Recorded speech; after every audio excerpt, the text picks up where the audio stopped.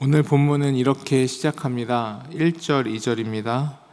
이스라엘 자손의 온 회중이 여호와의 명령대로 신 광야에서 떠나 그 노정대로 행하여 르비딤에 장막을 쳤으나 백성이 마실 물이 없는지라. 백성이 모세와 다투어 이르되 우리에게 물을 주어 마시게 하라. 모세가 그들에게 이르되 너희가 어찌하여 나와 다투느냐? 너희가 어찌하여 여호와를 시험하느냐? 본문 1절을 유심히 보면 지금 이스라엘 백성들은 자신의 고집대로 자신이 가고 싶은 방향대로 광야를 헤맸던 것이 아니었습니다. 즉, 온 회중이 여호와의 명령대로 움직였다, 이렇게 기록되어 있습니다.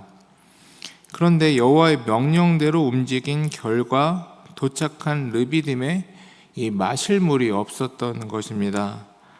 신앙생활을 하다 보면 하나님의 뜻대로 순종하려고 하였고 또 순종하기 위하여 몸부림치며 주님께서 살라고 하는 방식대로 살아왔는데 그 결과가 마치 이 르비딤과 같은 위기를 맞이할 때가 있다라는 점입니다. 어떠한 일의 결과가 하나님의 인도하심 여부에 이 증거가 되는 것은 아니다라는 점입니다. 다시 말해 인생의 어떤 시점에서 내가 맞닥뜨리게 한 어떤 일이 그것이 내가 기대하지도 않고 절대로 만나서는 안 될 우리에게 고통을 주는 일을 만났다고 해서 그 순간 우리가 하나님이 나를 버리셨는가? 나를 인도하지 아니하시는가? 이렇게 생각해서는 안 된다라는 점을 오늘 본문이 보여주고 있습니다.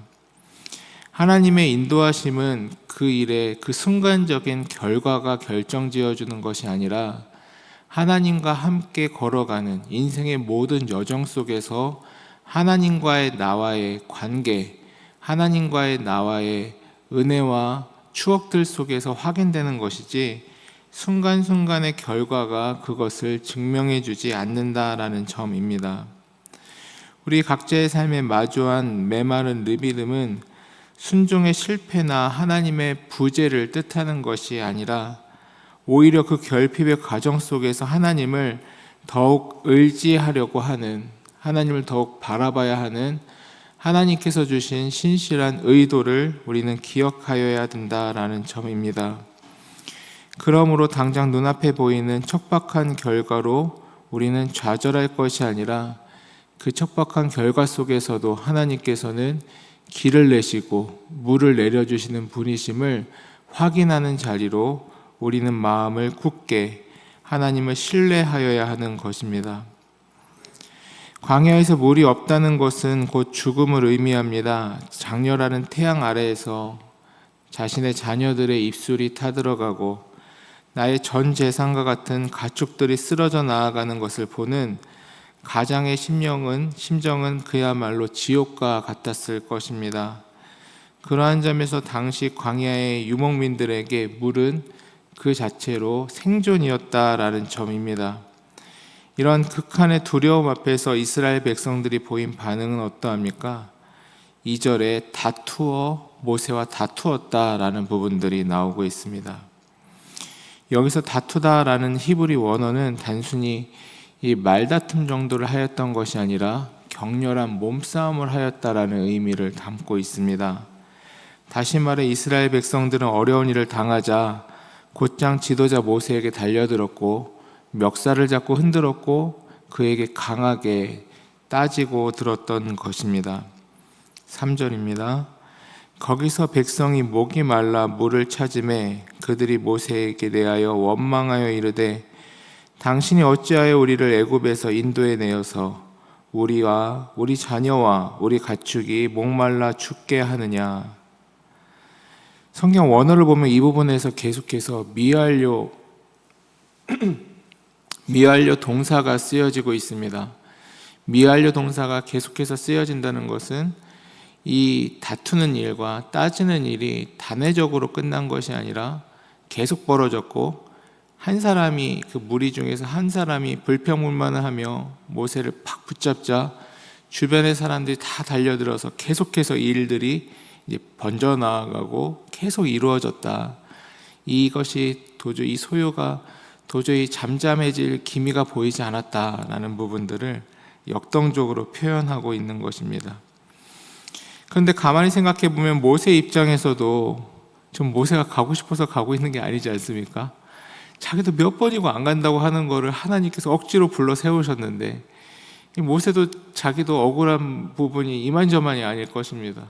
근데 모세는 그 앞에서 나도 억울하고 나도 같이 하나님이 원망스럽습니다. 나도 여기 왜 있는지 모르겠습니다. 이렇게 한 것이 아니라, 그러면 그가 지도자가 될 수 없었고, 그리고 그가 그 역할을 한다면 이제 이스라엘은 정말 끝이 나버리는 상황이 되는 것이죠.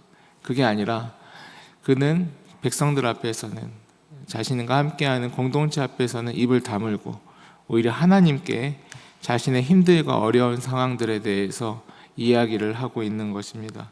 4절입니다. 모세가 여호와께 부르짖어 이르되 내가 이 백성에게 어떻게 하리이까? 그들이 조금 있으면 내게 돌을 던지겠나이다.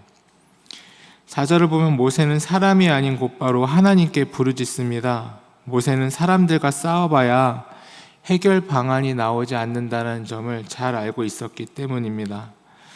사랑하는 교우님들, 우리도 사실 우리에게 있는, 또 우리에게 찾아오는 여러 어려움 중에 대부분의 일이 아마 우리 주변 사람들로부터 벌어지는 일일 것입니다. 그들은 힘든 상황이 되면 하나님을 모르기 때문에, 또 하나님을 안다 하더라도 조급한 마음에 곧장 나에게 그 불평, 불만이나 모든 책임을 나에게 돌리려고 하는 경우들이 있을 것입니다. 그때 우리도 똑같이 사람들과, 그 사람들과 같은 모양으로 분노의 말을 쏟아낸다던가 같이 싸우는 것이 해결책이 될 것이 아니라 하나님을 바라봐야 되고, 하나님께 우리의 답답한 심령을 토로해 나아가야 할 것입니다. 왜냐하면 그 사람과 싸운다고 해서 일이 해결될 것이 아니라, 다시 말해 하나님을 바라보고 믿음의 백성들은 기도로 하나님의 보좌를 흔들어 하나님께 요청하는 것이 더 효과적이다, 그것이 유일한 해결책이다 라는 점을 잘 알고 있기 때문입니다. 5절 6절입니다.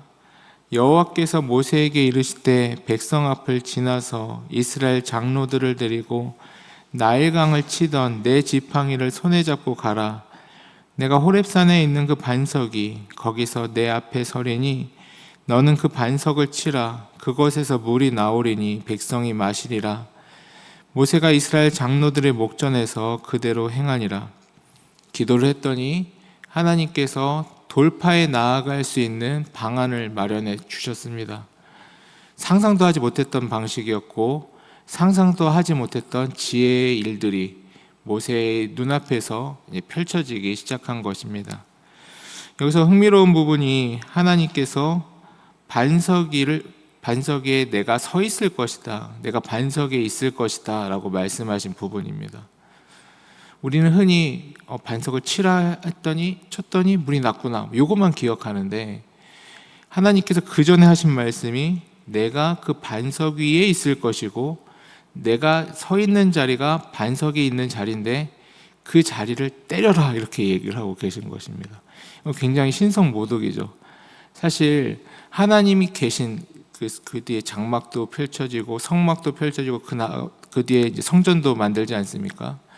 하나님께서 임재하시는 곳은 지극히 거룩한 성소, 즉 지성소로, 이스라엘 백성들은 대제사장이라 하더라도 함부로 들어가지도 않았고, 자신의 몸을 몇 번이고 정결한 뒤에 들어갈 수 있는, 하나님의 보좌는 거룩하면서도 더 거룩한, 함부로 쳐다도 보지 못할 정도로 천막으로 가려두었던 장소인데, 지금 하나님께서는 내가 있는 그 자리를 이 지팡이로 때려라, 이렇게 이야기를 하고 계신 것입니다. 굉장히 특이한 모양이죠. 그리고 신성모독과 같은 모습입니다. 근데 이것에 대해서 그 뒤에 이 신약이 어떻게 해석하는가? 고린도전서 10장 4절에서는 그 반석의 곧 그리스도였다, 이렇게 설명을 하고 있습니다. 다시 말해 이스라엘 백성들이 죽을 수밖에 없는 그 현장 자리에서, 또 그 분노와 그 진노의 지팡이를 하나님께서는 이스라엘 백성들을 향해 휘두르시는 것이 아니라 자신에게 휘두르시며 그 자리에서 물이 나오게 하시는, 다시 말해 예수 그리스도께서 십자가에 위해서 자신이 진노를 받으심으로 그 자리에서 그 생명수가 펼쳐져 나아갔었던 그 모양을 과거에도 하나님께서 보여주고 계신 부분이다라고 이 신약에서는 그것을 해석해서 설명해주며 우리는 그것을 이러한 방식으로 받는다라고 설명드릴 수 있습니다. 이것이 복음입니다. 우리 하나님께서는 우리가 모든 잘못을 저지르고 있다 하더라도 그 진노를 스스로에게 돌리시며 하나님께서는 그 죽음의 자리에서 되려 생명의 길을 내시고 죽을 수밖에 없는, 절망할 수밖에 없는, 또 우리에게 어떠한 소망도 없는 우리들을 하나님께서는 구원의 자리로 이끄시는 분이시다라는 점을 오늘 본문이 보여주고 있는 것입니다. 그렇기 때문에 내 눈앞에 보여지는 어떠한 결과가 당장 내 기대와 다르다고 하여도, 그것이 르비딤이라고 하여도 하나님 어떻게 이러실 수 있습니까? 하나님께 순종하며 나와왔는데 하나님께서 어떻게 나를 여기로 모실 수가 있습니까? 하며 절망해야 될 것이 아니라 되려 그 자리에서도 생명을 주시며 이 자리까지 모든 것을 주시는 하나님께서 이 자리로 인도하셨다면 그 이유가 있겠지. 이 상황을 내가 하나님과 함께 원망해야 될 것이 아니라 이 상황을 하나님과 함께 잘 이겨나가야지, 이렇게 생각해야 되는 것이 오늘 본문이 보여주고 있는 중요한 교훈이다라는 점입니다. 8절 9절 읽겠습니다. 마지막입니다. 그때 아말렉이 와서 이스라엘과 르비딤에서 싸우니라. 모세가 여호수아에게 이르되 우리를 위하여 사람들을 택하여 나가서 아말렉과 싸우라. 내일 내가 하나님의 지팡이를 손에 잡고 산 꼭대기에 서리라. 아말렉은 에서의 후손들로 이 광야의 약탈자들이었습니다. 그들은 정체성이 약탈을 하며 먹고 사는 거기 때문에 그들의 직업은 싸움꾼이었고 전쟁을 하는 것에 매우 익숙했던 것이죠. 근데 이스라엘 백성들은 그 전까지 노예였고 이제 아무런 준비도 없이 광야에 나온 입장이니 이 아말렉과 싸우면 백전백패하는 상황이었던 것입니다. 하나님께서는 그러한 상황 가운데서 내가 기도할 것이다, 내가 그곳에 함께 설 것이고 모세를 통해서 너희들을 붙들 것이다 라는 부분들을 이야기해 주십니다. 그래야 하여서 모세의 손을 통하여, 모세가 손을 들면 전쟁에서 승리하고 손이 떨어지면 전쟁에서 패배하는 이 그림 언어와 같은 방식으로 하나님께서 함께 하심이 얼마나 중요한지, 그 일을 통하여 하나님이 어떻게 일하고 가시는지를 보여주고 있는 것입니다. 마가복음 9장 29절에서도 예수님께서는 이렇게 말씀하셨습니다. 하나님의 일이 벌어지지 않는 이 상황 속에서 예수 그리스도께서는 기도 이외에는 다른 것으로 이런 종류가 나갈 수 없느니라. 다시 말해 하나님께서 일하셔야, 하나님과 함께 하여야 이 상황 속에서도 문제가 해결될 것이고 이 영적인 전투에서 승리할 수 있을 것이다 라고 설명해 주신 것입니다.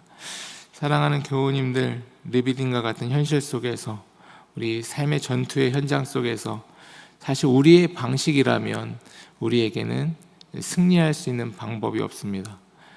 인간의 관계에서든 상황의 어려움에서든 또 매일과 같이 벌어지는 일상의 전투이건 우리는 하나님을 바라보며 하나님과 함께 나아가야 하는 것입니다. 하지만 그렇다고 하여서 우리가 전쟁에서 피해서 기도만 하고 있으면 되는 문제가 아니라 여호수아가 앞에 나아가서 싸우지 않습니까? 여호수아에게는 어떠한 싸움의 기술이 부족했다 하더라도 싸움 자체를 안 한 것이 아니고 그 자리에서 싸우고 있었습니다. 우리 각자의 최선에 따라서 삶의 역할을 최선에 다해 다 하고 그 위에 하나님의 은혜가 있어야 합니다. 그 위에 하나님과 함께하는 내 간절함과 순종의 마음이 있습니다. 고백할 때 하나님께서는 그 일을 우리 공동체 안에서 함께 기도해 나아가는 우리 믿음의 가정과 믿음의 교회와 또 이 땅의 여러 그리스도인들을 통해서 하나님께서 그 일을 이루어 가시는 것입니다. 일주일을 또 삶의 현장으로 나아가실 때 주님께서 주신 이 말씀을 기억하며 내가 내 힘으로 열심히 싸운다. 하지만 그 자리가 르비딤의 자리라 할지라도, 도저히 내가 감당할 수 없는 전투라 할지라도 하나님께서 나를 붙드신다. 그래서 나는 기도하고 하나님을 바라보고 하나님의 방식으로 한다. 이 믿음으로 주님과 함께 하루하루 이겨나가시는 모든 교우님들 되시기를 주의 이름으로 축원합니다. 함께